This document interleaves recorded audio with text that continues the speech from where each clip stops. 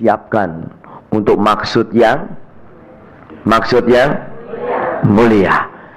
Itu sebabnya kita perlu mengizinkan Allah semakin bekerja di dalam hidup kita, memberitahukan kepada kita kebenaran-kebenaran. Saya selalu senang itu ayat yang mengatakan, you shall know the truth and the truth shall make you free. Kamu akan mengenal kebenaran, dan dengan mengenal kebenaran itu kamu akan dimerdekakan.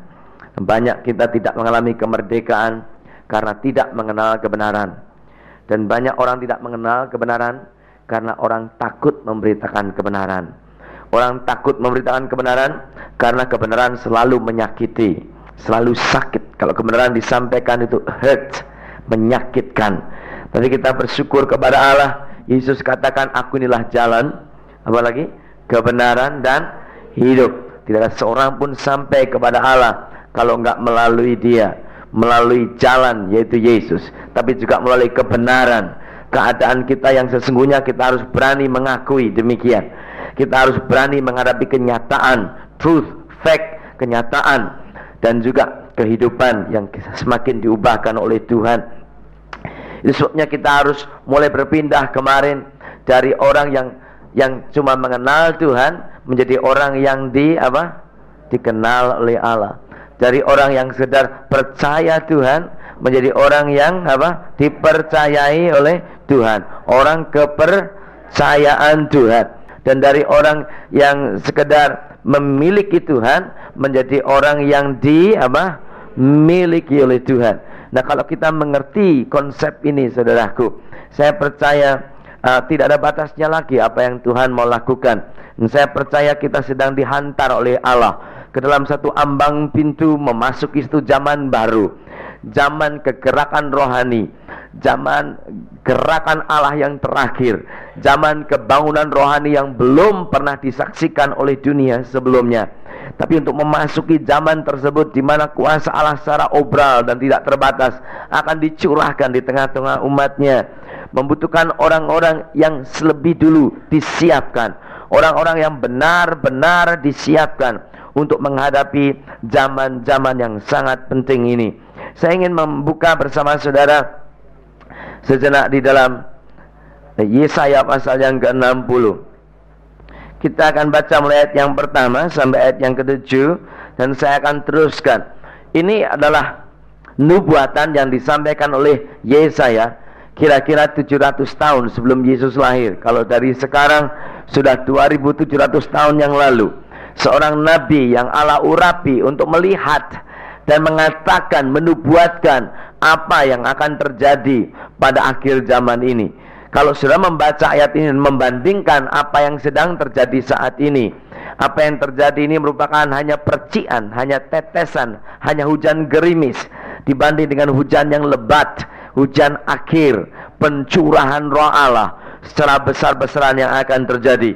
Mengerti ayat-ayat dan nubuatan ini membuat kita sebagai orang Kristen tidak mudah puas dengan kondisi kita yang ada, tidak mudah merasa puas dengan keadaan kita yang ada, tapi kita makin membuka diri kita melihat hal-hal yang lebih besar yang Allah sediakan bagi kita.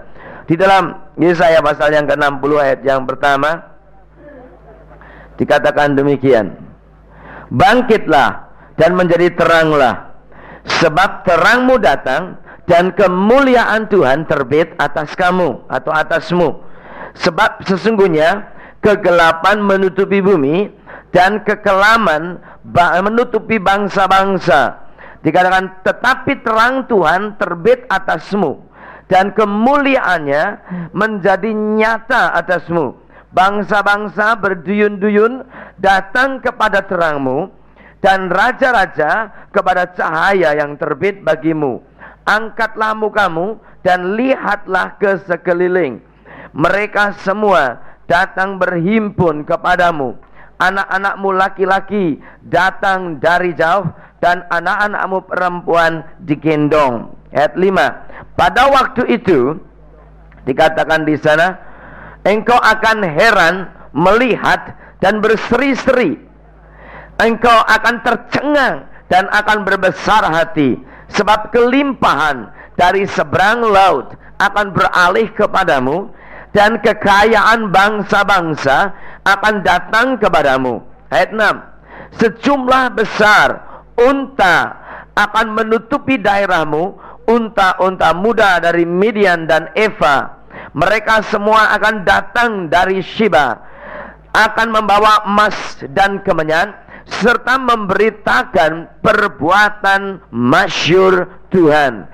Segala kambing domba Kedar akan berhimpun kepadamu.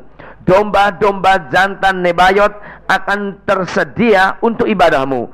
Semuanya akan dipersembahkan di atas mezbahku sebagai korban yang berkenan kepadaku, dan aku akan menyamarakkan rumah keagunganku. Saudaraku, bayangkan ini 2700 tahun yang lalu dinubuatkan oleh Nabi Yesaya tentang adanya kegerakan rohani, adanya kebangunan rohani, adanya lawatan Allah yang sangat dahsyat, yang membuat kita, Alkitab katakan, menjadi tercengang dan berbesar hati, dan muka kita akan berseri-seri melihat apa yang akan Allah lakukan. Jadi apa yang kita lihat sekarang ini belum apa-apa dibandingkan dengan nubuatan dari firman Allah. Dan Alkitab mengatakan setiap nubuatan dari firman Allah itu pasti akan terjadi. Amin, saudaraku. Langit dan bumi itu lenyap, tapi firman Allah itu apa? Kekal sampai selama-lamanya. Rencana Allah tidak mungkin apa? Bikin ayat sendiri, saudaraku. Ayub 42 ayat yang kedua dikatakan apa di sana? Saya bacakan, demikian bunyinya. Ayub 42 ayat yang kedua. Ya, dikatakan, aku tahu bahwa engkau sanggup melakukan apa? Segala sesuatu, dan semua katakan 1, 2, 3. Tidak ada rencanamu yang apa? Gagal. Nah, apa yang Tuhan nubuatkan itu tidak ada satupun yang gagal. Dan saya percaya ini yang persis akan terjadi pada akhir zaman ini. Kita belum apa-apa, saudaraku. Oleh sebab itu, mungkin saudara terlibat dalam satu gereja yang sangat besar di kota ini. Saudara boleh berbangga dan berpuas dan bersyukur akan hal itu, tapi jangan berpuas, karena itu belum apa-apa dibandingkan dengan apa yang akan Allah lakukan pada akhir zaman ini. Amin. Engkau boleh terlibat dalam persekutuan yang terbesar mungkin di kota ini, tetapi saya ingin beritahu, engkau boleh sukacita, engkau boleh bersyukur, tapi jangan puas, karena Allah menyediakan sesuatu yang jauh lebih. Dikatakan dalam kitab Nahum atau Habakuk, dikatakan seumpamanya ini diceritakan kepadamu sekalipun, engkau tidak bisa mempercayainya apa yang akan Allah lakukan pada akhir zaman ini. Saya akan bacakan itu ayat. Kita lihat dalam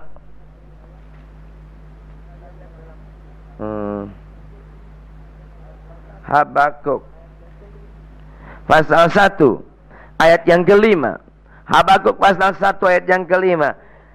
Pagi hari ini akan banyak ayat yang saya baca, oleh sebab itu saya ingin saudara secara cepat menulisnya dan membukanya. Habakuk 1 ayat 5.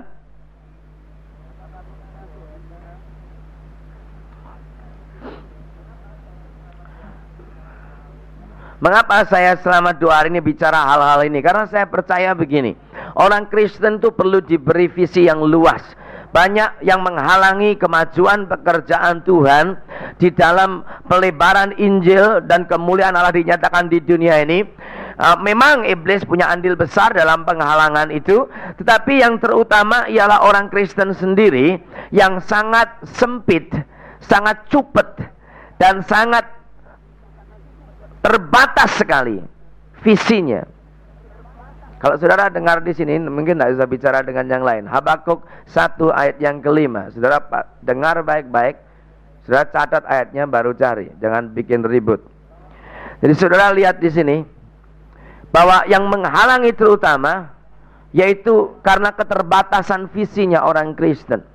Kekristenan selama ini yang saya lihat di mana-mana, ada satu kecenderungan yang sangat membahayakan. Saya memang tidak bermaksud kontroversial, saya tidak ingin menentang apa yang ada, tetapi saya harus berani berdiri dengan tegak dan memberitakan kebenaran firman Allah yang ya dan amin itu. Ada saya amati di dalam roh saya, di dalam pengamatan saya, kekristenan yang ada saat ini, bahkan gerakan Allah yang ada pada saat ini, kalau terus trennya demikian, itu tidak akan berlangsung lama. Karena apa? Akan menimbulkan kejenuhan, akan menimbulkan kebosanan, sampai orang Kristen tahu benar-benar visi Allah untuk akhir zaman ini. Kalau kita melayani Tuhan hanya dianggap sebagai fun, untuk bersenang-senang, kita ke persekutuan hanya sebagai hobi tambahan, di samping makan bakso dan makin tenis, kita tambah hobi lagi satu, ke persekutuan atau ke seminar.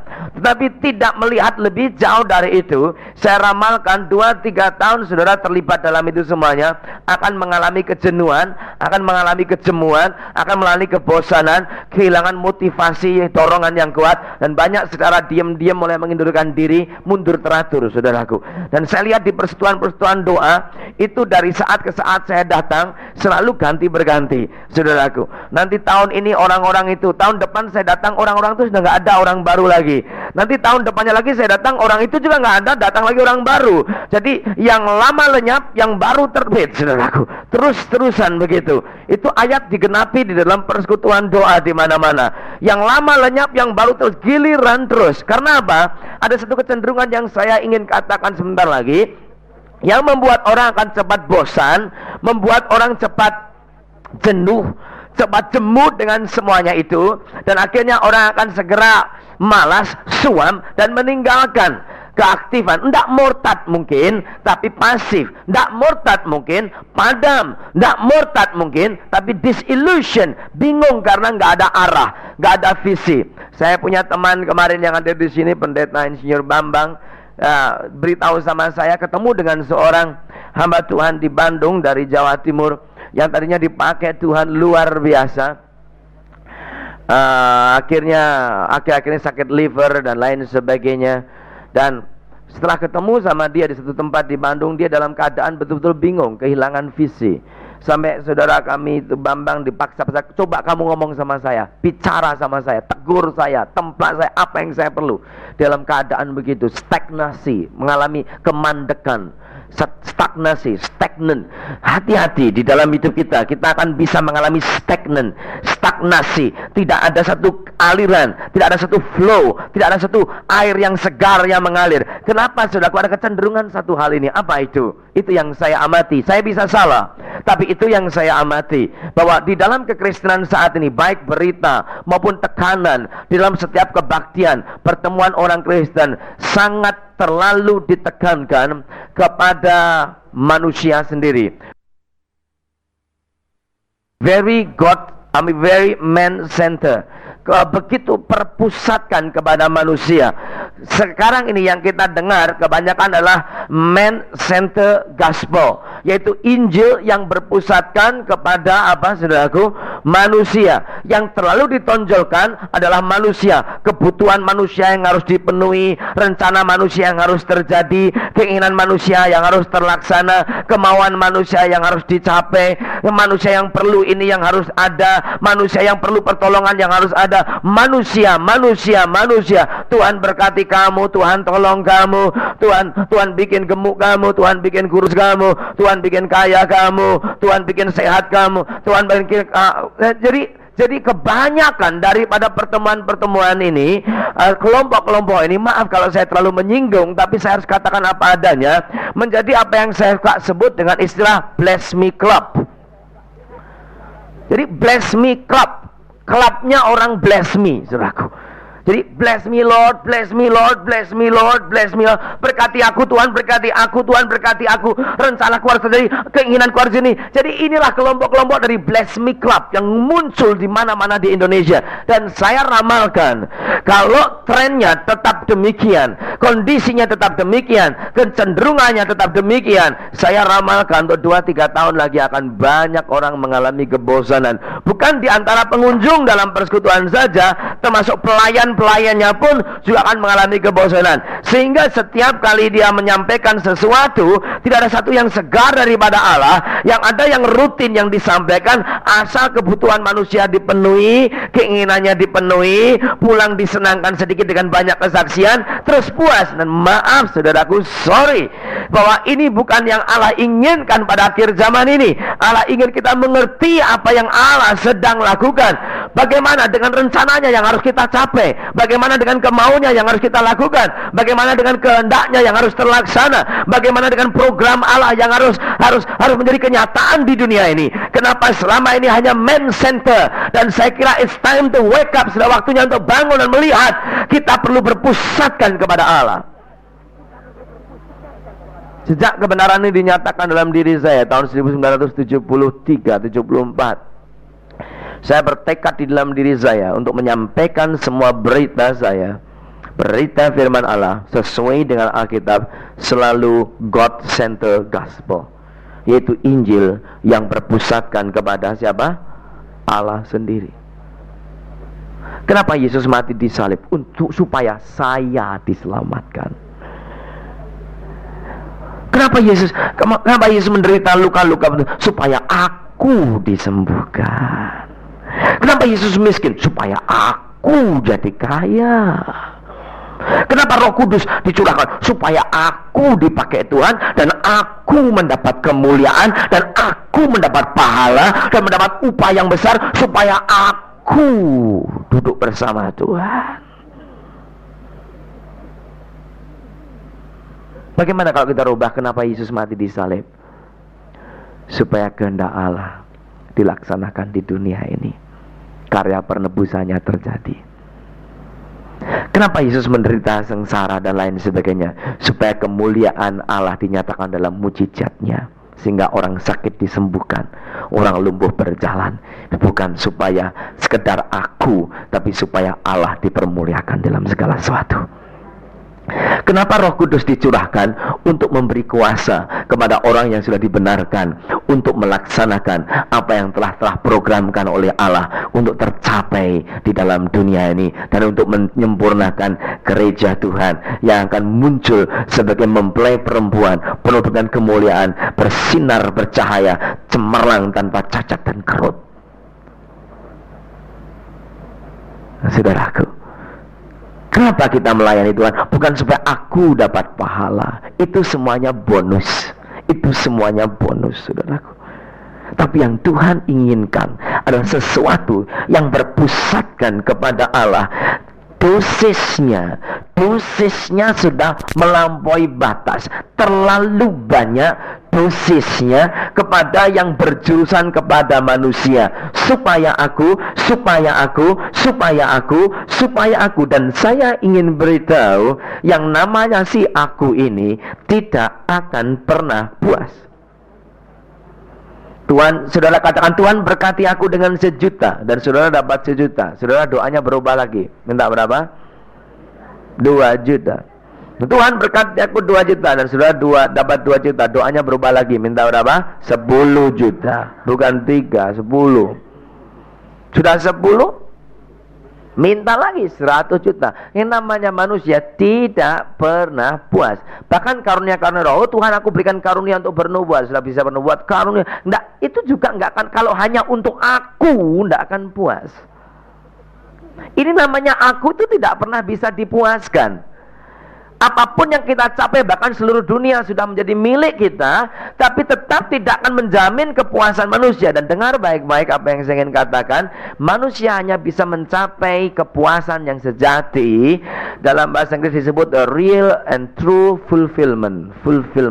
Merasa terpenuhi, merasa terisi, penuh dan puas kalau orang tersebut hidup sesuai dengan rencana Allah sebagaimana telah digariskan atas dirinya sejak dia belum dilahirkan. Amin, saudaraku. Orang hanya bisa puas kalau orang itu hidup untuk Tuhan dan memuaskan hati Tuhan, baru mendapat kepuasan buat diri sendiri. Tapi selama manusia, apapun yang dilakukan untuk kepuasan diri sendiri, tidak akan pernah terjadi kepuasan yang mendalam di dalam diri manusia. Manusia hanya puas kalau kembali kepada Tuhan dan melaksanakan kehendak Allah dengan penuh pergumulan memang, tapi akhirnya bisa berdoa seperti Yesus berkata, Bapa, bukan kehendakku yang jadi, tetapi apa, saudaraku, kehendakmu yang jadi. Setelah terjadi transisi beralih dari kehendak pribadi kepada kehendak Allah, Yesus mengalami semua penderitaan, dari sejak dipukuli, dihujat, diludahi, dan di segala macam penderitaan. Dia tidak pernah membuka mulutnya, tidak pernah mengeluh. Karena apa? Di dalam semuanya dia menemukan kepuasan. Kepuasan ditemukan karena apa? Melakukan kehendak Allah itu sendiri, saudaraku. Nanti saya akan bacakan ayatnya, tapi saya bacakan ini dulu. Nah, mungkin konsep-konsep yang saya berikan sedikit berlainan dengan yang saudara selama ini dengar, tetapi saya sudah bertekad untuk menyampaikan. Kerinduan saya cuma satu. Kerinduan saya cuma satu. Apa yang telah Allah rencanakan harus terjadi di muka bumi ini. Amin, saudaraku. Dikatakan di dalam ayat yang kelima Habakuk tadi begini, lihatlah di antara bangsa-bangsa dan perhatikanlah. Jadilah apa, saudaraku, heran dan apa, tercengang-cengang, sebab aku melakukan suatu pekerjaan dalam apa, zamanmu, dan tidak akan kamu percayai jika di apa, ceritakan. Jadi Tuhan sedang melakukan satu pekerjaan yang sungguh-sungguh dahsyat, yang membuat kita jadi heran, dan tidak hanya heran tapi tercengang-cengang, sampai kalau diberitakan pun orang tidak bisa percaya. Ini akan terjadi pada akhir zaman. Nah, yang menghalangi semuanya ini terjadi itu diri kita sendiri, karena kita sangat terbatas di dalam visi kita. Visinya orang Kristen ini yang menghalangi. Dan yang paling payah bukan hanya visinya orang Kristen, masalahnya banyak orang Kristen tidak punya visi sama sekali dalam hidupnya. Kamu jadi Kristen untuk apa ya? Pokoknya saya selamat masuk surga, pokoknya ada tempat buat saya di surga, ada kamar yang ber-AC di sana, nanti saya main kecapi tiap hari di surga, akan tiup nafiri dan main kecapi. Nggak akan ada main kecapi tiup nafiri di sana. Yang ada cuman orang-orang yang hidupnya selama di dunia ini benar-benar hidup berkenan, layak, dan melakukan kehendak Allah. Jangan mimpi yang tidak-tidak, saudaraku. Apa tujuanmu jadi Kristen? Apa visimu? Ya nggak tahu. Targetmu apa tahun ini? Ya nggak tahu.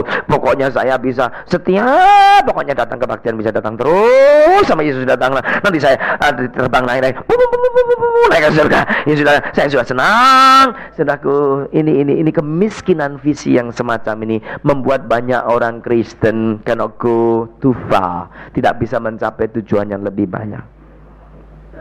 Itu sebabnya saya ingin, saudaraku, engkau menyadari bahwa sebenarnya Allah itu punya rencana atas hidup kita pribadi-pribadi. Setiap kita ini dilahirkan di dunia, tidak ada yang kebetulan. Kita dilahirkan di dunia bukan tanpa sengaja. Kita dilahirkan di dunia, itu Allah sudah punya rencana. Sebelum kita berbentuk anak, Alkitab katakan, sebelum aku jadi bakal anak, sebelum jadi fetus, sebelum jadi embrio, Allah sudah mengenal aku. Dikatakan Mazmur 139, dia kenal kita sejak kita masih bakal anak. Bahkan sebelum kita menjadi bakal anak, masih kita merupakan buah pikiran di pikiran Allah. When we were just a thought in the mind of God, God has a purpose in our life.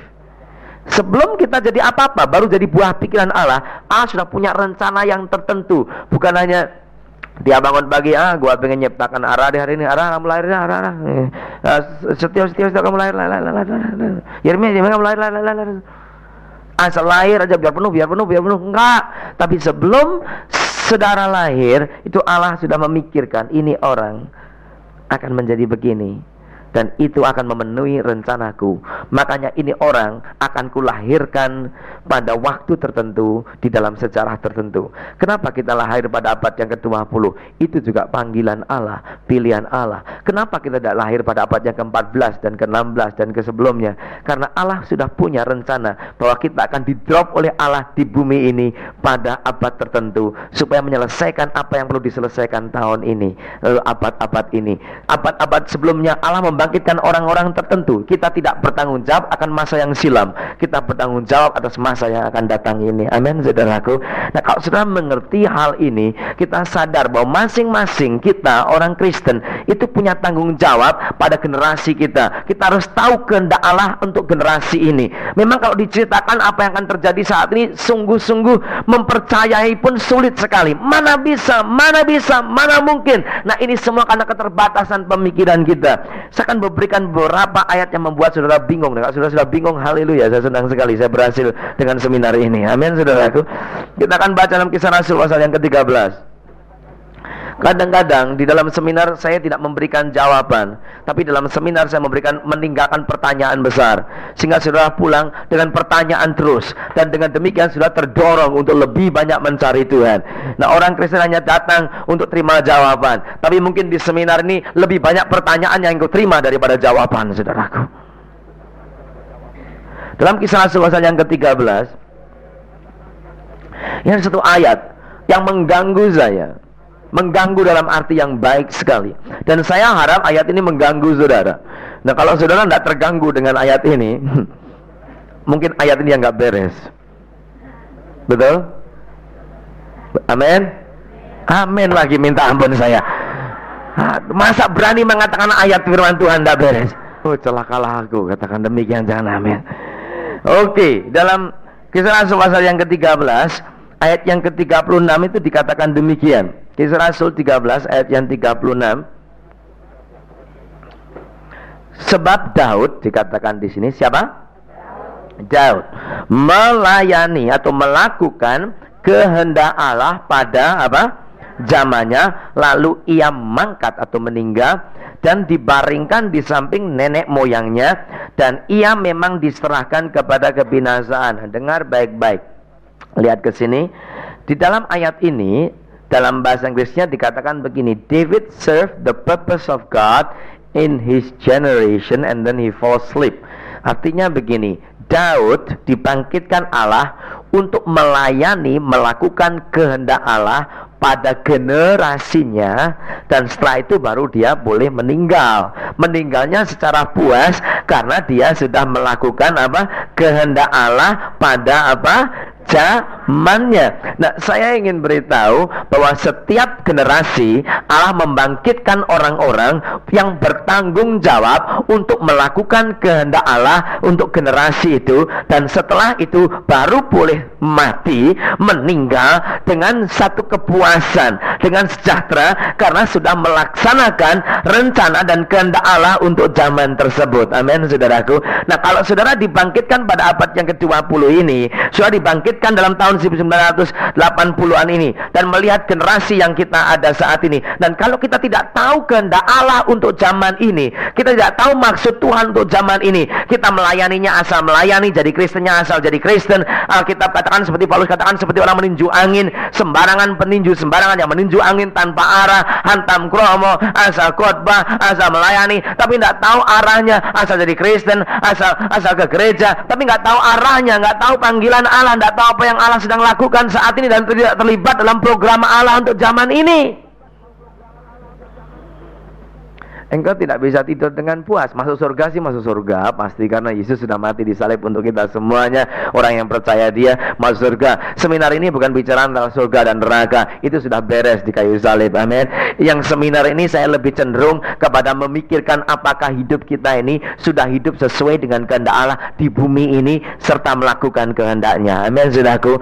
Jadi bagi saya surga itu tidak terlalu menjadi masalah, karena saya tidak bisa pergi ke sana dengan usaha saya sendiri, dan Dan saya juga tidak bisa membeli surga. Saya juga tidak bisa menyuap Tuhan untuk masuk surga. Saya juga tidak bisa dengan perbuatan baik saya masuk surga. Surga hanya pemberian anugerah Allah, dan saya beriman dan percaya dan terima dia, beres di situ, saudaraku. Tapi yang jadi perjuangan saya di sini ialah bagaimana supaya rencana Allah itu tergenapi dalam hidup saya di dunia ini. Karena saya diciptakan di bumi ini dengan satu tujuan yang pasti, dengan satu maksud yang jelas, bahwa Allah menjadikan saya bukan kebetulan asal ada di dunia, tapi dalam diri saya Allah sudah deposit, Allah sudah investasi segala potensi dan segala rencananya untuk saya berkembangkan, untuk saya mati nanti saya pertanggungjawabkan di hadapan Allah apa yang saya lakukan dengan hidup ini. I want to live to its fullest. Saya mau hidup sampai sepenuh-penuhnya. Saya ingin menggunakan potensi yang dalam diri saya sampai sepenuh-penuhnya, sampai rencana Allah tercapai dalam hidup saya untuk generasi ini, baru saya mau mati. Kalau tidak, saya tidak mau mati, saudaraku. Saya tidak rencana untuk mati cepat. Aku mau hidup 1000 tahun lagi. Dan banyak orang Kristen dipikir rohani, oh Tuhan, dunia memang penuh dengan dosa, penderitaan di sini sana. Bangun tidur dikejar hutang. Daripada menderita di dunia ini, hamba rindu untuk bersama Engkau di surga ya Tuhan. Terus nyanyi, saya mau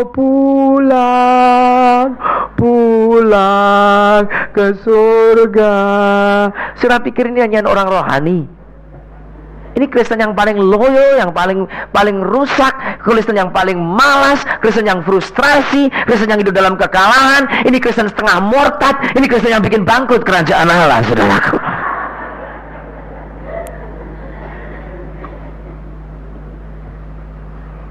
Tidak.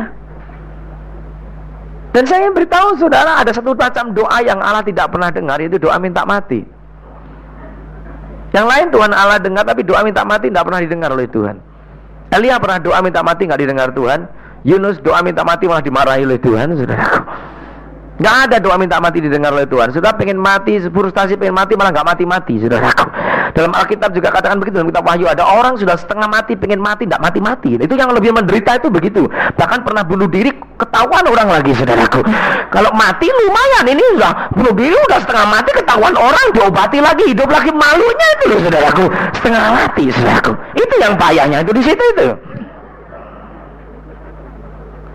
Ya enggak? Nah, daripada macam-macam begitu dan harus hidup menanggung malu selama-lamanya, lebih baik kita memberikan diri kita tanpa syarat kepada Allah secara total, memasuki pada rencananya, dan apa saja yang Tuhan mau biar terjadi dalam hidupku. Dengan demikian engkau bukan dirubah dari malu kepada kehinaan, kepada cercaan, tapi engkau dirubah dari kemuliaan kepada kehormatan, kepada kepujian, dengan kemuliaan yang kemuliaan dan kemuliaan lebih besar lagi, saudaraku. Ini yang Tuhan inginkan. Jadi pada setiap generasi Allah selalu membangkitkan seseorang untuk melayani Allah pada generasinya, baru setelah itu mati. Seperti Paulus pernah katakan juga di dalam 2 Timotius pasal yang keempat, kalau saudara membuka bersama saya, ayat yang ke-6. Oh, betapa sukacita hati saya kalau pada akhirnya nanti saya bisa mengatakan seperti apa yang dikatakan di sini. Ayat yang ke-6, Paulus mengatakan demikian. 2 Timotius 4 ayat yang ke-6 dikatakan mengenai apa?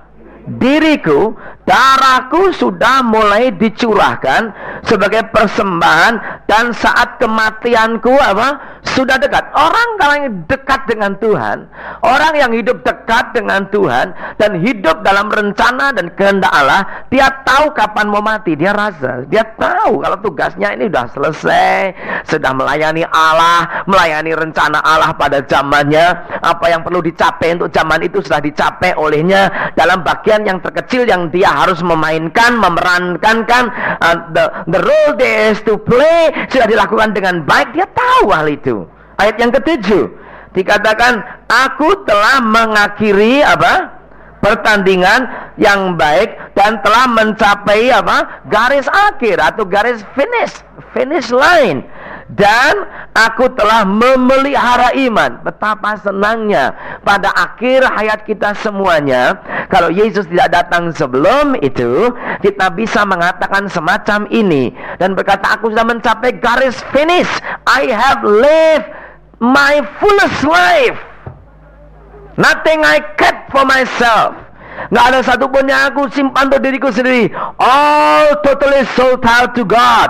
Semuanya telah terjual sepenuhnya kepada Allah demi rencananya tercapai atas hidupku. Ada satu kepuasan tersendiri di sana. Amin, saudaraku. Doa orang yang amin. Amin. Terus ayat yang ke-8.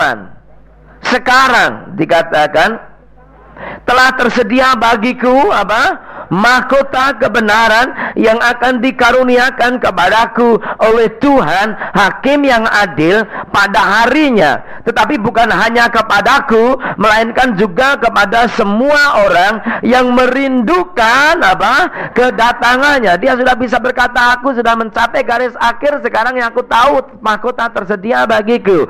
Dia sudah hidup sepenuhnya dalam hidup ini. Saudaraku, sudah mungkin berkata, saya sudah tua, mungkin saya terlambat. Tidak ada yang terlambat. You can start all over again. Sudah bisa mulai lagi. Berikan dirimu kepada Allah. Dan sisa waktu yang ada ini untuk gunakan semaksimal, seoptimal mungkin, supaya kita bisa melayani Allah pada generasi kita. Dan setelah itu kita meninggal. Seorang nabi dari Inggris yang bernama Arthur Wallis. Arthur Wallis menulis buku yang berjudul God Chosen Fast, Radical Christianity, Miracle in China, dan banyak lagi buku-buku yang bagus yang ditulis oleh nabi ini, Arthur Wallis, yang baru meninggal tahun yang lalu, bulan Oktober. Saya waktu itu ada di Amerika mendengar pengumuman bahwa Arthur Wallis, seorang patriark, seorang sesepuh kekristenan dalam pembaharuan Roh Kudus di abad ke-20 ini, yang sudah menjadi panutan dari banyak gereja-gereja Tuhan yang mengalami restorasi dan pembaharuan di dunia ini. Saya termasuk salah satu orang yang memfavoritkan buku-bukunya, dan saya banyak mempelajari apa yang Tuhan telah beritahu sama dia. Dan indah sekali pada kematiannya terakhir itu, dia kumpulkan, sebelum meninggal itu dia kumpulkan teman-teman hamba Tuhan seniornya dia dari seluruh dunia, pergi ke satu gunung, tempat retreat di Inggris sana, di satu villa yang banyak halamannya. Dan itu para pendeta-pendeta yang udah tua itu pada main cricket, satu permainan kayak rondes begitu, main cricket. Inggris punya permainan main cricket. Setelah main itu, Arthur lagi mau memainkan begitu, dia lihat di sana ada kayu salib, dan dia memukul bolanya itu dengan bagus sekali. Dia pergi kayu salib, terus dia jalan ke depannya, dia jatuh berlutut di situ dan meninggal di situ, saudaraku. Seolah dia sudah meninggalkan itu kesan bahwa waktuku sudah habis, dan dia beritahu kepada teman-temannya yang ada di situ. Dan yang paling indah dalam permainan kriket itu, dia champion, dia juara. Seolah dia, aku sudah mencapai garis akhir. Dan luar biasa seorang hamba Tuhan yang begitu itu. Dan dia katakan satu kata begini, ini yang ditulis dalam bukunya dan saya selalu kutip di mana-mana saya khotbah. Dikatakan begini sama Arthur Wallis, if you want to do the best for your life, kalau kamu ingin berbuat yang terbaik atas hidupmu itu, kalau engkau ingin berbuat yang terbaik kepada kehidupanmu, if you want to do the best for your life, find out what God is doing in your generation and then flinch yourself into it.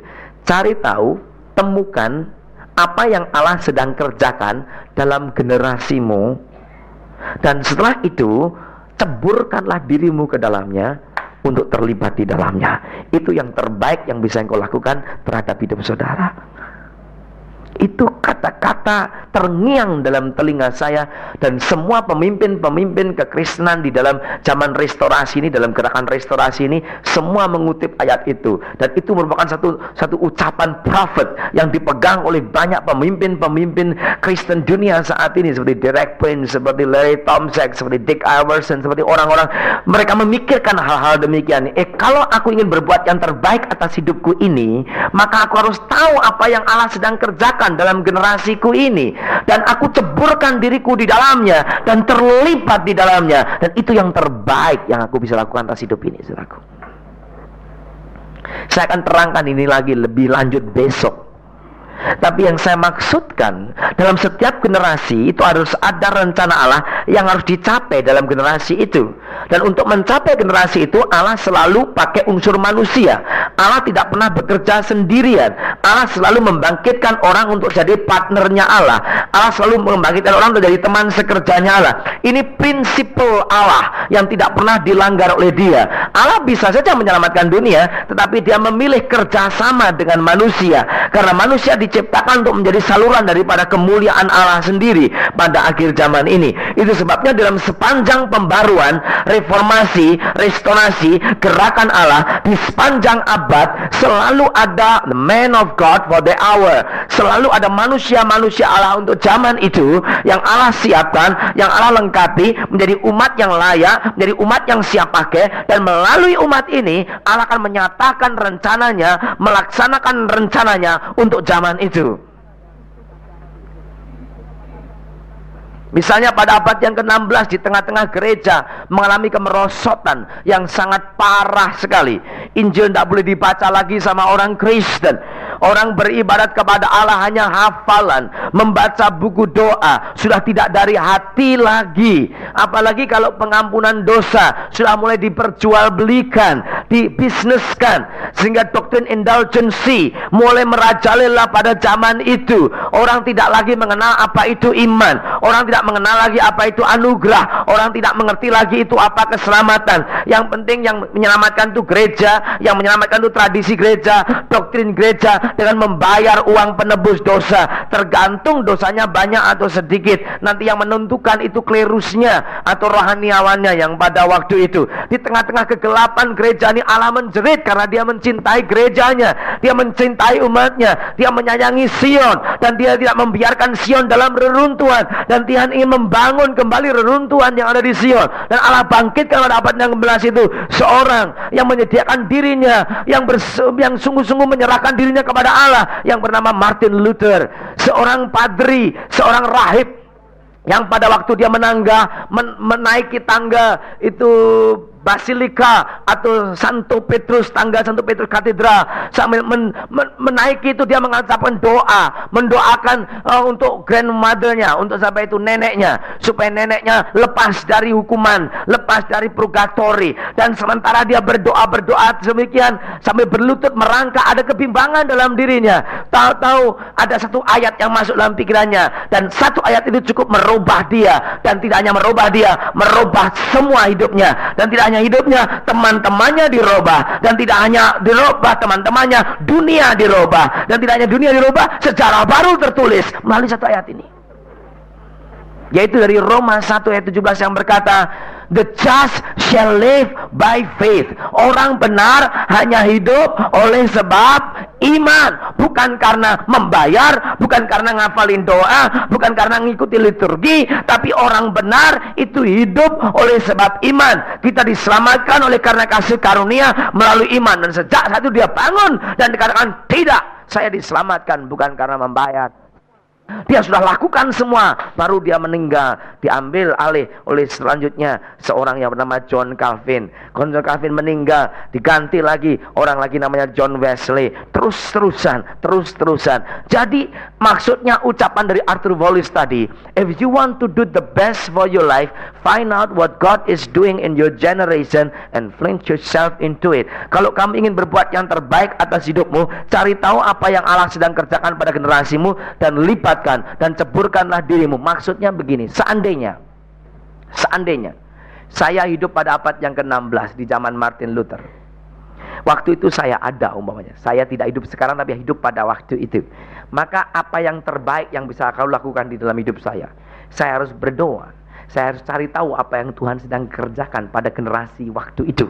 Dan saya tahu apa yang sedang kerjakan oleh Tuhan ialah gerakan reformasi yang dipelopori oleh Martin Luther untuk memperbarui gerejanya kembali kepada azas iman, keselamatan oleh anugerah. Dan kalau saya tahu apa yang Allah telah lakukan pada zaman itu dan saya hidup di situ, maka yang terbaik yang bisa saya lakukan yaitu terlibat menceburkan diri dalam gerakan itu. Dengan kata lain, saya ikut kelompoknya Martin Luther. Saya akan ikut jadi timnya, saya ikut jadi pengikutnya, saya ikut menjadi anggotanya, saya akan mendukung dia, dan saya akan bersama-sama dengan dia. Dan setiap generasi itu ada apa yang Allah sedang kerjakan. Nah, sekarang ini lain zamannya. Lain dengan abad yang ke-600. Memang masih ada gereja yang mempertahankan gerakan itu dan coba dihidupkan. Sudah berlalu. Bukan berarti hilang dan dibuang, tapi modal untuk dipakai selanjutnya. Dan gerakan ini lain, disusul dengan gerakan-gerakan berikutnya. Yang terakhir kita dengar gerakan karismatik, yang masih banyak juga terasa di mana-mana. Tapi juga saya rasa itu sudah mulai passing out, sudah mulai berlalu, memasuki satu gerakan yang baru, gerakan kepenuhan Allah, the fullness of God, yang sekarang sedang dikumandangkan di seluruh dunia. Memasuki satu gerakan kepenuhan Allah, the fullness of God, yang kita harus tahu apa itu. Itu maksud dari seminar ini. Untuk saya ingin melebarkan pandangan saudara kepada apa yang Allah sedang lakukan di tengah-tengah dunia saat ini, dan berikan diri kita ke dalamnya. Di situ kita akan mendapatkan kepuasan yang sejati, saudaraku. Kita akan kembali kepada Yesaya tadi 60. Satu hal yang luar biasa yang sekarang Allah sedang kerjakan. Amin. Semua sudah, siapa sudah mulai bingung? Angkat tangan. Haleluya. Kalau sudah mulai bingung, saya berhasil. Oh, belum bingung, jadi saya harus coba lagi untuk membuat saudara bingung. Jadi dikatakan dalam Yesaya 60 ini tentang apa yang akan terjadi pada akhir zaman ini. Dan Tuhan ingin kita disiapkan untuk menampung, menanggapi apa yang Allah mau lakukan, lawatan Allah. Dikatakan di sini bahwa bangkitlah dan menjadi teranglah, sebab terangmu itu datang dan kemuliaan Tuhan terbit atas kamu. Ayat 2, sementara di pihak lain kegelapan menutupi bumi dan kekelaman menutupi bangsa-bangsa. Ada satu hal yang terjadi, ada dua revival di sini, ada dua kebaunan rohani. Satu kebaunan rohani yang membawa kehidupan yang makin kudus, makin suci, makin cemerlang. Satu kebaunan rohani, kebangunan setani, bukan kebaunan rohani, saudaraku. Ada gerakan setani yang membuat orang makin gelap dan makin jahat, makin najis, makin cemar. Dikatakan dalam Wahyu 12, yang suci tambah kudus, yang cemar tambah cemar, yang benar tambah benar, yang jahat tambah jahat, akan mencapai klimaksnya. Tapi di saat kita disempurnakan, di saat kita diproses, di saat kita dilayakkan, dibentuk oleh Tuhan, kita makin bercahaya. Alkitab katakan apa? Ayat yang ketiga, dikatakan bangsa-bangsa berduyun-duyun datang kepada terangmu, dan cahaya raja-raja kepada cahaya yang terbit bagimu. Saya percaya ini akan terjadi. Bangsa-bangsa itu akan berduyun-duyun datang kepada Allah. Sekarang ini di Indonesia, kekristenan yang ada menurut statistik terakhir ada 17%. 17% dari 170 juta. Jadi sekitar enggak tahu 20-an juta mungkin. Itu statistik nggak bisa didapatkan di sini, tapi saya justru dapatnya di negara lain yang menyelidiki lebih teliti. Dan saya membaca itu, saya bersyukur, karena pada tahun 45 waktu Indonesia baru merdeka, itu kekristenan di Indonesia kurang dari 5%. Padahal jumlah penduduk pada waktu itu hanya sekitar 70-90 juta. Tapi sekarang ada satu peningkatan yang dahsyat sekali, 17% paling sedikit dengan jumlah penduduk yang ada.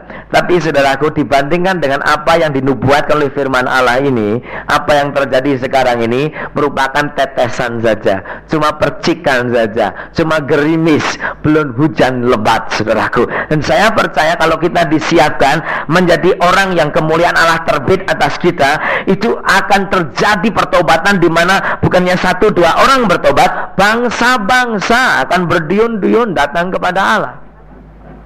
Bangsa-bangsa. Dan tidak hanya bangsa-bangsa, raja-raja kepada cahaya yang terbit bagimu. Saudara akan dengar nanti di masa-masa yang akan datang dan tidak lama lagi. Jangan terkejut kalau saudara dengar ada Perdana Menteri terima Yesus, ada Presiden terima Yesus, ada Menteri Keuangan terima Yesus, ada Jenderal dibaptis. Haleluya. Jangan heran lagi kalau ada raja-raja mulai penuh dengan Roh Kudus. Amin, saudaraku. Jangan heran lagi nanti ada pertemuan kabinet, satu orang mulai bernubuat di tengah-tengah itu. Jangan heran lagi, karena ini bisa terjadi pada akhir zaman ini. Amin. Ini akan terjadi. Haleluya. Saya percaya ini sedang terjadi.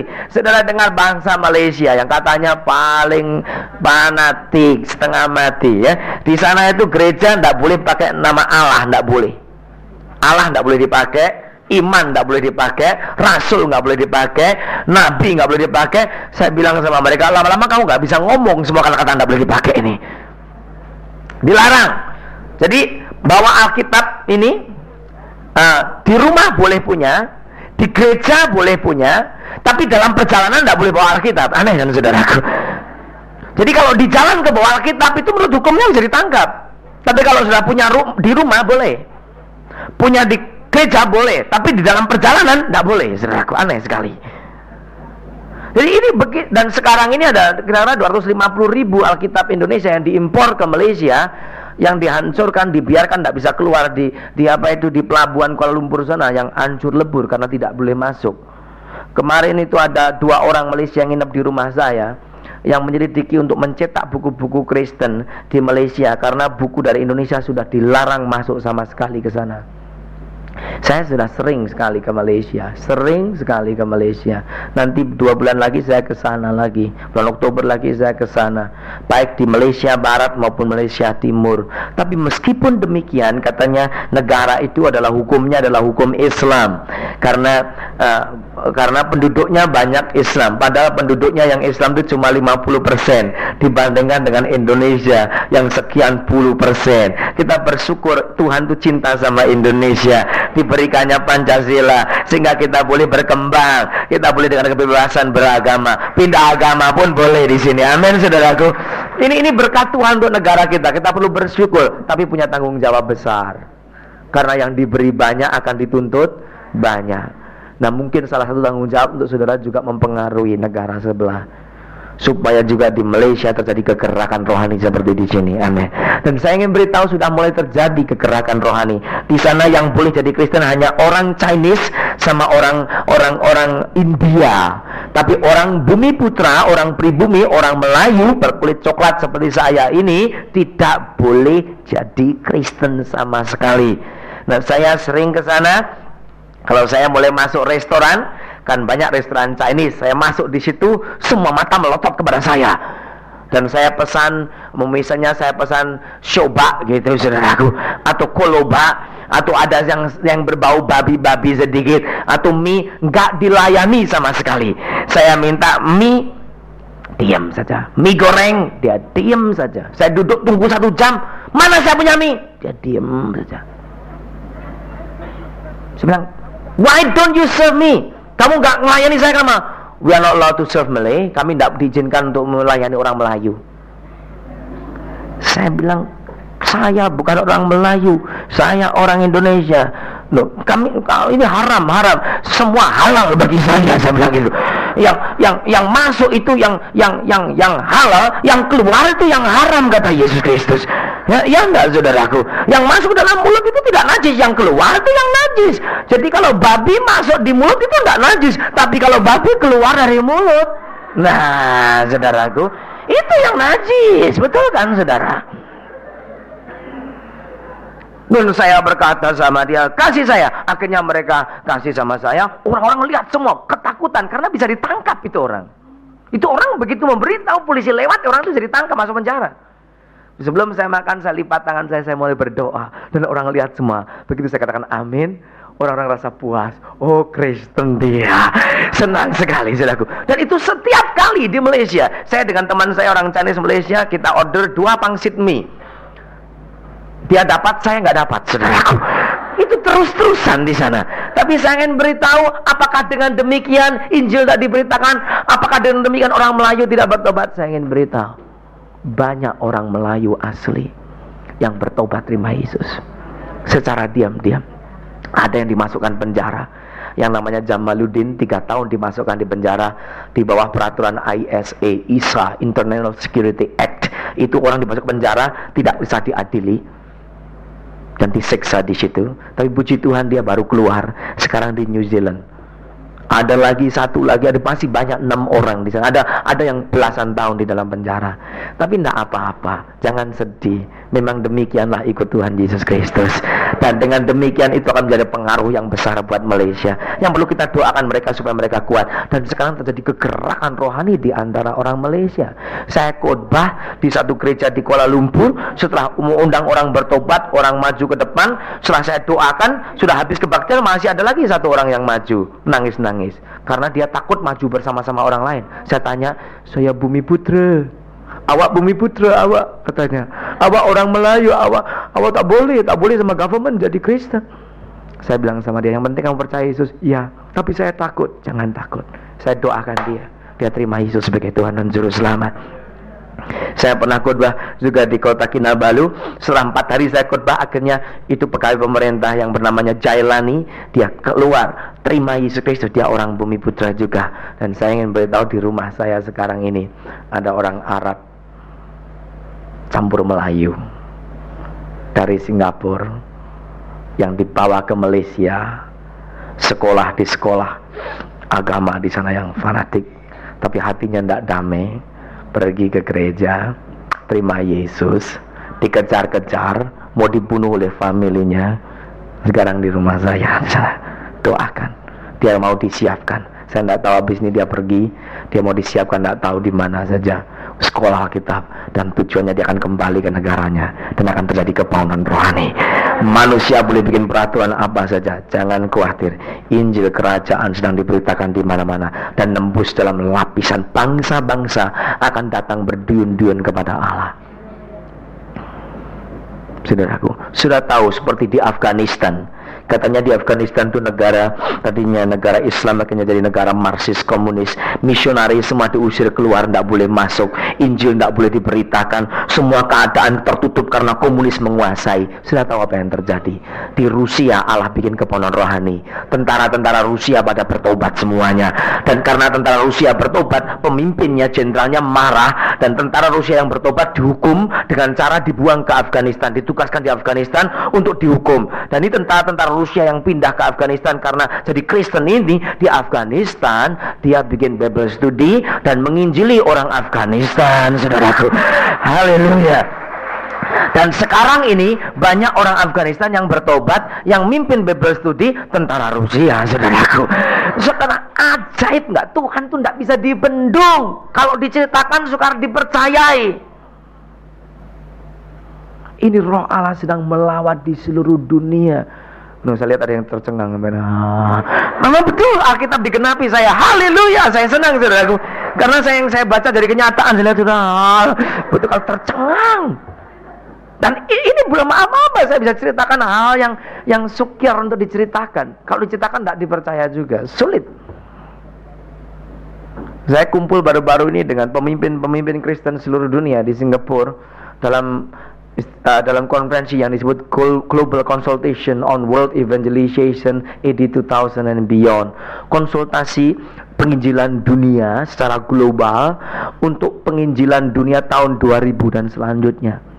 300 pemimpin dunia kumpul di Singapura, dan di situ saya mendengar segala macam informasi yang dari dalam-dalam, yang nggak dimuat di surat kabar, yang nggak dimuat di majalah-majalah Kristen, karena sangat risky sekali. Di dalam ada gerakan roh Allah di negara yang kupikir nggak ada Kristen, saudaraku, nggak ada negara di dunia yang nggak ada saksi Tuhan di dalamnya. Dan sebentar lagi itu jebol. Dan dikatakan di sini bahkan raja-raja datang kepada Tuhan. Raja-raja datang kepada Tuhan. Billy Graham di interview, dia baru saja menginjili anggota Politbiro Partai Komunis Rusia, saudaraku, duduk di antara Gorbachev dan lain sebagainya. Kita lihat tembus di mana saja. Kita katakan raja-raja akan datang kepada Tuhan. Waktu saya khotbah di Sabah, dalam satu gereja yang hadir siapa? Ketua Menteri Sabah, Datuk Yohanes Pairin Kitingan, hadir di paling depan. Itu timbalan menterinya Makoding juga ada di situ. Saya khotbah sampaikan firman Allah, sebelum dia kasih sambutan, firman Allah masuk dalam dirinya. Waktu berdoa saya tahu dia meneteskan air mata. Waktu dia diminta sambutan, saya dengar khotbah dari Pak Pendeta, hati saya tertusuk. Dan betul itu yang firman Tuhan. Dan sekarang Datuk Makoding itu dengan istrinya berapi-api melayani Tuhan, semangat melayani Tuhan. Dan sekarang dia kumpulkan uang banyak sekali untuk membiayai anak-anak muda yang mau sekolah kita, dibiayai oleh mereka semuanya. Dan terjadi kebon rohani di Sabah sekarang ini, di mana pemerintah Malaysia bagian Sabah memberikan tahun yang lalu dia berikan 16 juta ringgit, saudaraku. 16 juta ringgit itu hampir sama dengan kira-kira 10 miliar rupiah untuk gereja setiap tahun. Itu hanya terjadi dalam 2 tahun ini. Boom, dari balik luar biasa. Gereja di sana megah-megah sekali. Pemerintah, dan ditulis dalam koran. Saya membaca, selama ini gereja tidak pernah dapat bantuan. Tetapi mulai 2 tahun ini, saya berturut-turut menyumbang kepada gereja sejumlah sekian. Ada satu gereja dapat 1 miliar, 1,5 miliar. Bayangkan saudaraku, ini semuanya seperti Allah menggerakkan bangsa Raja Kores dari Persia untuk menyediakan bahan-bahan pembangunan restorasi rumah Allah yang dimulai oleh Nehemia. Saya percaya ini juga sedang terjadi pada akhir zaman. Yang penting harus ada Nehemia, orang-orang Kristen yang punya visi akhir zaman ini. Nah, kalau kita punya visi, dunia ini akan dimenangkan pada Yesus Kristus. Terus sudah katakan, biayanya dari mana? Untuk menjangkau sekian banyak, biayanya dari mana? Saya ingin beritahu datangnya biaya dari mana. Ayat 6. Ayat yang kelima. Dikatakan, pada waktu itu engkau akan heran melihat dan berseri-seri. Engkau akan tercengang dan akan berbesar hati, sebab kelimpahan dari seberang laut akan beralih kepadamu. Dan semua katakan bersama-sama 1, 2, 3, kekayaan bangsa-bangsa akan datang kepadamu. Jangan khawatir, untuk pembiayaan penginjilan pada akhir zaman ini tidak perlu gereja kaya, karena hartanya gereja telah dititipkan sama orang kafir, saudaraku. Alkitab mengatakan, dengar baik-baik, Alkitab mengatakan orang kafir ditugaskan untuk mengumpulkan harta, disediakan untuk orang benar untuk melaksanakannya. Haleluya. Ini yang sedang terjadi. Saudara tidak percaya, saya bacakan ayatnya dulu. Kitab Pengkhotbah pasal 2 ayat yang ke-26. Kita Pengkhotbah pasal yang kedua ayat 26. Pengkhotbah 2:26. Kalau nulis ayat, tulis ayatnya dulu baru tulis bukunya. 2,26 baru Pengkhotbah. Caranya begitu supaya cepat. Karena saudara begitu nulis Pengkhotbah 2 ayat 26 sudah baru tulis Pengkhotbah, sudah lupa tadi ayatnya, tanya sebelahnya ayat berapa tadi. Jadi pasar kebaktian itu, saudaraku. Jadi yang paling gampang lupa itu adalah ayatnya. Jadi bukunya mudah diingat, makanya ayatnya ditulis dulu. Pengkhotbah 2:26. Jadi tulis dulu 2:26 baru tulis Pengkhotbah. Ini pemuritan, saudaraku. Ini disebut pemuritan. Diajari, gini aja perlu diajari kalau orang Kristen, saudaraku. Di jemaat kami saya ajari betul-betul caranya bagaimana supaya tidak ganggu kebaktian sehingga tertib jalan terus. Hal-hal yang praktis semacam ini. Oke, ayat 26. Karena kepada orang yang berdikenannya ia mengaruniakan apa? Hikmat dan pengetahuan dan apa? Kesukaan. Tetapi orang berdosa, perhatikan, ditugaskannya untuk menghimpun dan menimbun sesuatu yang kemudian harus diberikan kepada orang yang dikenan Allah. Ini pun kesia-siaan, rusak menjadi. Jangan khawatir, saudaraku. Bagaimana penginjilan nanti? Bagaimana kalau kita perlu biaya untuk KKR, biaya untuk dirikan gereja, biaya untuk ini? Nah, kita harus siapkan uang banyak di dalam gereja. Gereja jangan pusing soal uang. Gereja yang penting layani, beritakan Injil. Uang sudah diserahkan sama orang kafir. Mereka yang ditugaskan untuk cari duit, kita yang ditugaskan untuk beritakan Injil. Haleluya. Tapi kalau dengar, kalau dibalik payah nanti, saudaraku. Kalau gereja mulai ngurusi duit melulu, ngurusi uang melulu, Injil nggak diberi diberitakan, harta orang kafir bertambah banyak, gereja tambah kekurangan, dan tidak akan mengalir kepada kita semua. Injil nggak diberitakan. Masalahnya sekarang banyak gereja yang soal duit jadi ributin, tapi bukan Injil yang diberitakan. Tugas ngumpulin duit bukan tugas gereja, tugas ngumpulin duit tugasnya orang kafir. Gereja cuma gunakan fasilitas. Kalau kita beritakan Injil, ngerti visi Allah pada akhir zaman ini. Haleluya, tepuk tangan bagi Yesus. Kalau sudah ngerti prinsip ini, sudah tidak khawatir. Tidak khawatir sama sekali. Baru longgar lega. Aduh, gaji nggak naik, nggak apa-apa deh. Pokoknya ngambarkan Injil. Amin. Nanti untuk naik pergi gimana kalau gajinya nggak naik? Jangan khawatir. Tetanggamu yang kafir itu kerja mati-matian untuk kamu. Haleluya.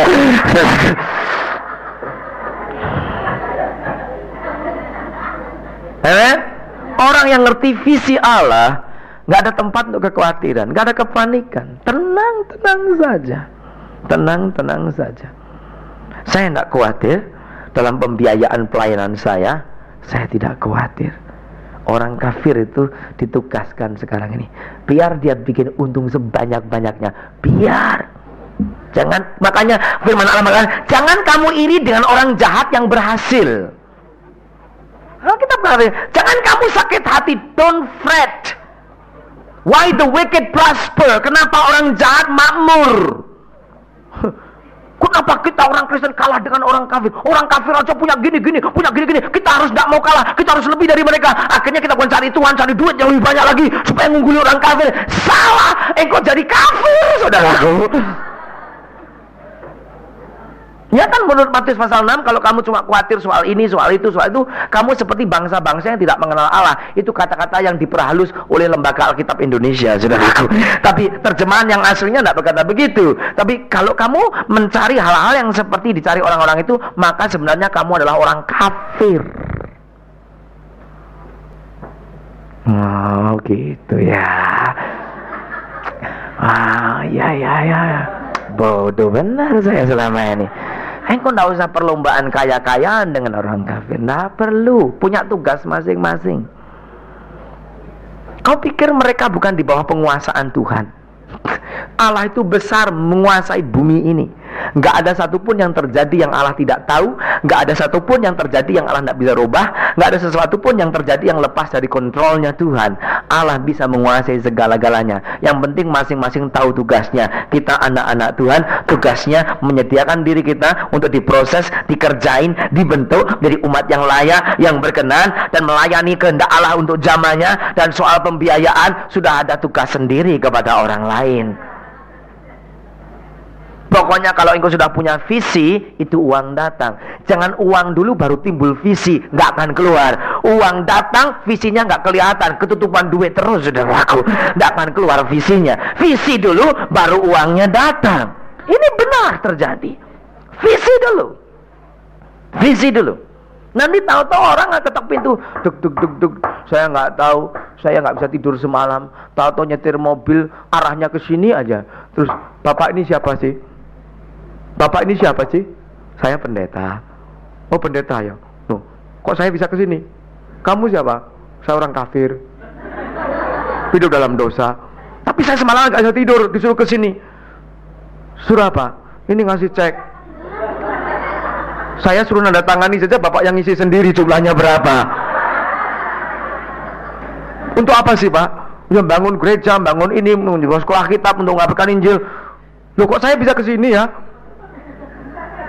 Saya nggak seneng gereja itu. Saya juga nggak seneng sekolah kitab, saya nggak seneng Injil. Tapi semalaman nggak bisa tidur, harus ke sini ngasih cek ini, gimana ya?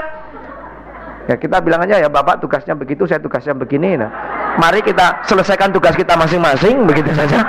Setelah itu pulanglah dengan sejahtera setelah menyelesaikan tugasmu. Tapi tinggal cekmu di sini, gitu saudaraku. Jadi semuanya punya tugas masing-masing. Amin. Wow, kalau sudah ngerti firman Allah, wah, luar biasa. Makanya jadi hamba Tuhan tidak usah korupsi, cari duit segala macam, tidak usah. Datang sendiri nanti. Itu bukan tugas saudara ngumpulin duit. Tugas saudara ngumpulin jiwa. Amin. Ngumpulin jiwa-jiwa buat kerajaan Allah. Orang kafir yang akan ditugaskan. Haleluya. Wih, jam berapa ini ya? Teruskan sedikit ya kitab ini, kitab Yesaya 60. Ini nanti ya bisa yang kedua, saudara bisa setengah mati. Ini saya buat saudara senang dulu. Haleluya. Haleluya. Dikatakan sini jumlah besar unta-unta. Sampai untuk korban ayat 7, untuk korban ibadah pun sudah ada yang disediakan kambing dombanya. Untuk apa saja yang kita korbankan untuk Tuhan, saudara, Tuhan akan sudah mikir begini, saudara. Oke, untuk KKR perlu uang 20 juta. Oke, aku janji mau kasih 5 juta. Belum punya uang. Aku mengorbankan 5 juta tapi belum ada uang. Orang kafir yang akan datang nyediain 5 juta untuk kita korbankan, saudaraku. Karena domba untuk dikorbankan itu pun juga datang dari orang kafir, saudaraku. Luar biasa. Luar biasa, saudaraku. Kalau saudara mengerti prinsip kebenaran firman Allah dari sejak dulu, selalu demikian. Kalau Allah harus menugaskan umatnya untuk cari duit saja, saudaraku, nanti rencananya nggak selesai.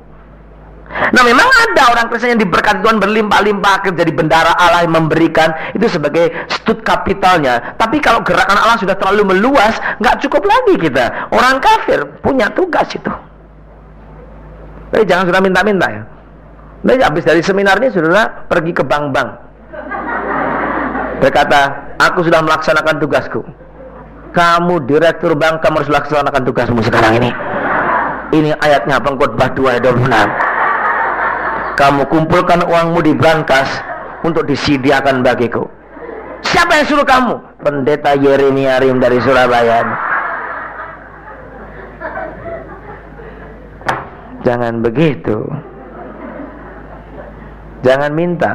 Mereka sendiri yang akan datang berduyun-duyun. Alkitab katakan mereka yang akan datang. Mereka yang akan datang. Payahnya sekarang banyak orang Kristen yang pada minta ke sana, nggak dapet akhirnya, saudaraku. Kadang-kadang Lim Suyong itu katanya pernah ngomong begini, aku ini belum jadi Kristen, di mejaku ada satu tumpuk permintaan uang dari gereja-gereja. Bikin malu, saudaraku. Nggak perlu.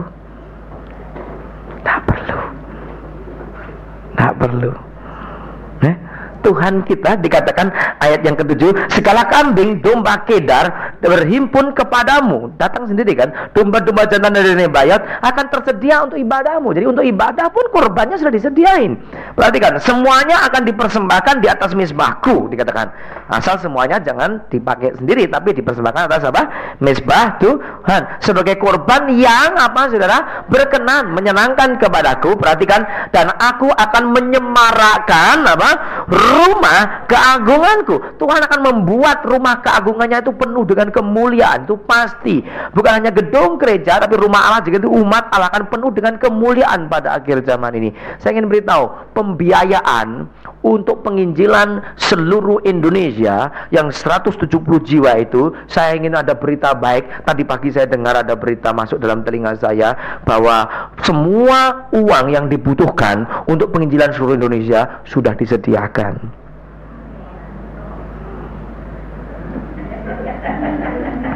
Amin. Lagi dihimpun sama orang-orang kafir. Amin. Sementara disimpan di satu rekening atas nama gereja Tuhan. Nah, kuncinya untuk buka brankas itu visi Allah akhir zaman ini. Kalau engkau punya visi terbuka, itu mengalir untuk membawa engkau kepada visi beribadah berkenan kepada Allah. Amin, saudaraku. Kalau orang Kristen ngerti prinsip ini, dan kekayaan tidak merampas perhatian kita daripada visi Allah. Allah katakan, jikalau harta bertambah, jangan hati kita melekat kepadanya. Kalau hati kita sudah betul-betul melekat kepada visi Allah, sehingga kita tidak lagi menjadi orang yang hanya percaya Tuhan, tapi menjadi orang kepercayaan Tuhan. Dan Tuhan tahu ini, kalau aku tambah hartanya, hatinya nggak melekat kepada harta, hatinya tetap melekat kepada visiku.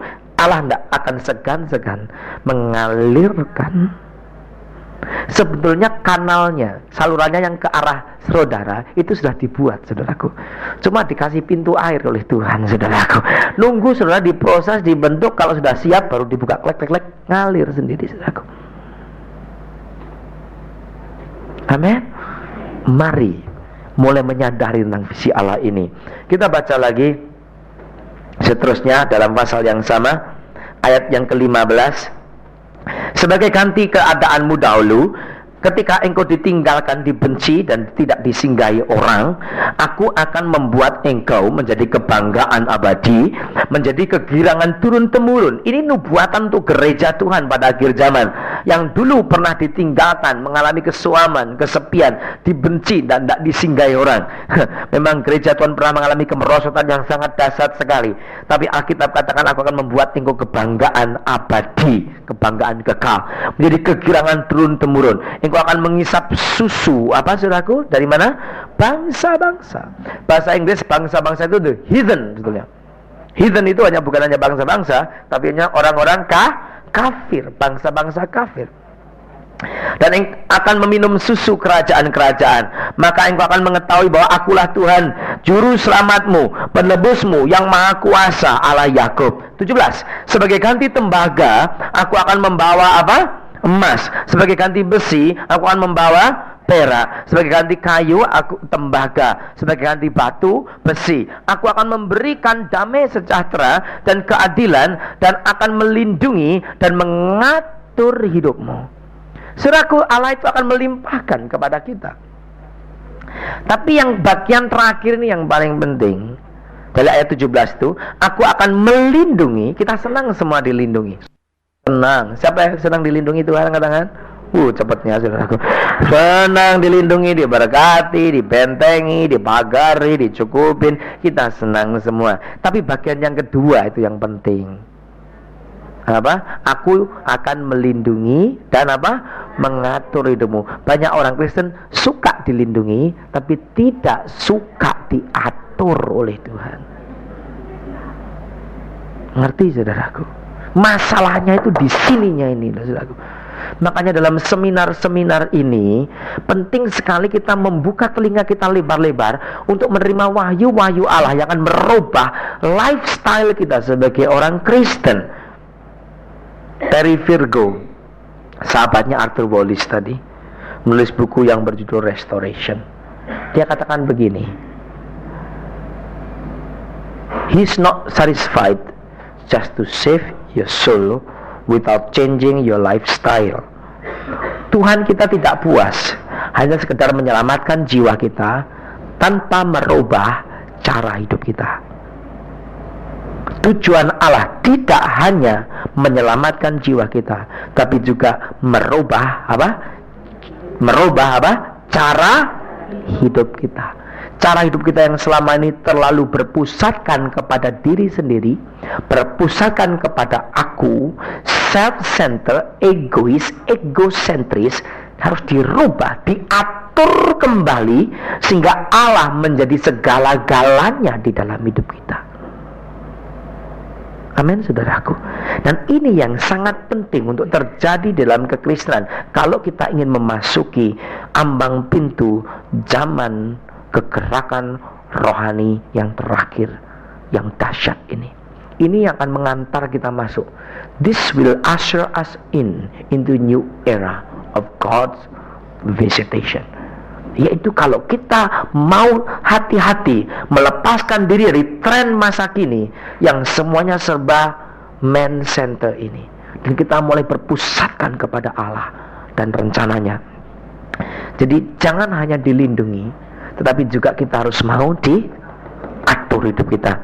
Tidak akan ada lagi kabar tentang perbuatan kekerasan di negerimu. Lihat ini, orang-orang Kristen tidak akan melakukan kekerasan. Tentang kebinasaan atau keruntuhan, engkau akan menyebutkan tembokmu apa? Selamat, dan pintu-pintu gerbangmu apa? Pujian. Yaitu pintu gerbang kita pujian. Kita masuk pintu memuji Tuhan, masuk gereja memuji Tuhan, dimanapun ada pujian. Bagimu matahari tidak akan lagi menjadi penerang pada siang hari, cahaya bulan tidak lagi menjadi terang pada malam hari, tetapi semua katakan Tuhan akan menjadi penerang abadi bagimu, dan Allahmu akan menjadi keagunganmu. Artinya begini, saudaraku, matahari merupakan sumber dari dunia ini. Terang yang kita alami adalah dari dunia. Direction, arah, tujuan, pimpinan hidup kita ditentukan oleh perkara-perkara dunia. Tapi kalau kita menyerahkan diri kita kepada Allah dan hidup kita mau dilindungi dan diatur, bukan lagi kita ikut tuntunan tuntunan matahari, pengetahuan dunia, tapi kita hanya diterangi oleh siapa? Tuhan melalui firman-Nya. Ini jadi patokan hidup kita. Teruskan ayat 20. Bagimu akan ada matahari yang tidak pernah terbenam dan bulan yang tidak pernah surut, sebab Tuhan akan menjadi penerang abadimu dan hari-hari perkabunganmu akan berakhir. Ini akan terjadi pada akhir zaman ini. Ayat 21. Pendudukmu semuanya orang-orang benar, ya saudaraku. Bukan orang-orang baik, tapi orang-orang benar. Banyak orang baik tapi tidak benar. Tapi setiap orang benar pasti baik, saudaraku. Nah, dikatakan pendudukmu, anggota jemaatmu di dalam gereja Tuhan, semuanya orang benar. Orang kafir tidak bisa menyelinap pura-pura jadi Kristen tanpa melalui pintu yang sempit yang disebut pintu pertobatan. Tidak ada. Yang masuk semua orang benar. Terjadi pengudusan secara total. Dalam kitab Yoel, orang asing tidak akan lagi berlalu di Yerusalem, kota yang kudus. Artinya kekafiran tidak lagi masuk ke dalam gereja Tuhan. Itu sebabnya, saudaraku, saya rasa ini pekerjaan salib Kristus makin bekerja lebih dalam lagi untuk mematikan setiap orang yang milik Kristus, supaya pendudukmu semuanya orang benar. Dikatakan selanjutnya ayat yang ke-21 itu, mereka memiliki negeri untuk selama-lamanya, mereka sebagai cangkokan yang kutanam sendiri dan akan memperlihatkan keagunganku. Ini yang luar biasa. Ayat 22, ini yang akan terjadi. Yang paling kecil akan menjadi kaum yang besar, dan yang paling lemah akan menjadi bangsa yang kuat. Ini akan terjadi dalam kekristenan. Kalau saudara mengerti visi Allah untuk zaman ini, memberikan dirimu untuk dilindungi tapi juga diatur oleh Tuhan, menjadikan Tuhan sebagai terangmu, firman-Nya sebagai pimpinan hidupmu, maka engkau akan menjadi satu umat yang siap pakai, umat yang kuat dan umat yang besar. Saya percaya kekristenan, gereja Tuhan akan mengalami dua kriteria ini. Gereja akan jadi besar sekali, dan tidak hanya besar tapi kosong, tapi besar dan saudaraku, kuat. Jadi besar menunjukkan kuantitasnya, tetapi kuat menunjukkan kualitasnya. Gereja akan mengalami pertumbuhan secara kualitatif dan kuantitatif, akan menunjukkan satu perubahan dan pertumbuhan yang lebih banyak, lebih jumlahnya, tapi juga mutunya lebih kuat, karena di dalamnya adalah orang benar. Ini akan terjadi pada akhir zaman ini. Lihat dalam seminar sekarang ini, zamannya banyak seminar, karena orang sudah tidak puas hanya dengar biasa-biasa. Mulai ada kehausan. Di antara orang-orang Kristen mulai ada yang saya sebut divine restlessness. Ada keresahan ilahi yang Allah ciptakan dalam diri manusia. Ada keresahan, itu yang Allah ciptakan. There's a divine discontentment. Ada ketidakpuasan ilahi yang Allah ciptakan. Karena ada sesuatu yang lebih daripada apa yang dimiliki. Ada rasa, aku pasti tahu ada sesuatu, dan saya tahu di setiap kota di dunia ini ada. Dan saya tahu di kota Jakarta ini juga ada anak-anak Tuhan yang mulai resah jiwanya. Bukan karena kacau, tapi resah karena Allah ganggu dia untuk supaya maju, menemukan seluruh kepenuhan Allah pada akhir zaman ini. Amin, saudaraku. Dan ini yang akan terjadi pada saat ini. Dikatakan di sini, yang paling kecil akan menjadi kaum yang paling besar, dan yang paling lemah akan menjadi bangsa yang kuat. Aku, kata Tuhan, Tuhan, dia tegaskan, akan melaksanakannya dengan segera pada waktunya. Rencana Allah tidak akan gagal. Ini pasti akan terjadi, dan saudara terlibat di dalamnya. Saudara, saya cuma ibu rumah tangga, saya cuma pegawai rendahan, saya cuma pengusaha biasa, saya cuma penginjil biasa-biasa, saya cuma hamba Tuhan yang tidak terkenal. Saya ingin beritahu pada akhir zaman ini, yang terkecil di antara kamu akan menjadi bangsa yang besar, dan yang paling lemah di antara kamu akan menjadi bangsa yang kuat. Dan Alkitab mengatakan, biarlah yang lemah berkata, aku ini pahlawan, kata firman Tuhan. Inilah zamannya untuk bangkit. Jangan loyo-loyo kayak yoyo sontoloyo lagi tapi bangkit dengan kekuatan yang daripada Allah, menduduki negeri, rise up and possess the land, bangkit dan duduki negeri ini. Amin. Tuhan memberkati firman-Nya. Kita akhiri dengan doa. Bapa, kami bersyukur kepadamu. Dalam sesi yang pertama ini Tuhan telah bicara kepada kami. Sebentar lagi kami break, tapi jangan sampai perhatian kami dibuyarkan. Tapi biarlah kami tetap dalam hadirat Allah, siap untuk menerima rencanamu berikutnya Tuhan. Inilah kami hamba-hambamu. Terima kasih Bapa. Dalam nama Yesus. Amin.